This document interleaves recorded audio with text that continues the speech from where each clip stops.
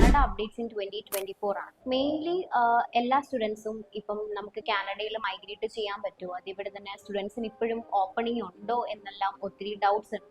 So IRCC 2024 കുറച്ച് updations വരുത്തിയിട്ടുണ്ട്, especially അത് സ്റ്റുഡൻസിനാണ് വരുത്തിയിരിക്കുന്നത്. So first one is 2-year cap on international students visa. അതായത് കഴിഞ്ഞ വർഷം, അതായത് 2023 അവരധികം റെസ്ട്രിക്ഷൻസ് ഒന്നും വരുത്തിയിരുന്നില്ല സ്റ്റഡി പെർമിറ്റ്.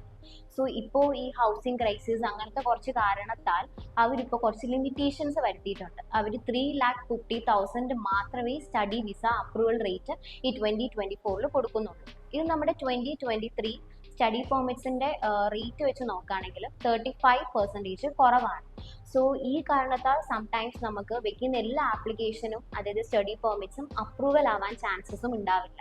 അതുകൂടാതെ IRCC അടുത്ത് കൊണ്ടുവന്ന ചേഞ്ച് എന്ന് വെച്ചാൽ ജനുവരി 2024 തൊട്ട് ഏതെങ്കിലും പ്രൊവിൻസിൽ നമ്മൾ സ്റ്റഡി പെർമിറ്റിന് വേണ്ടി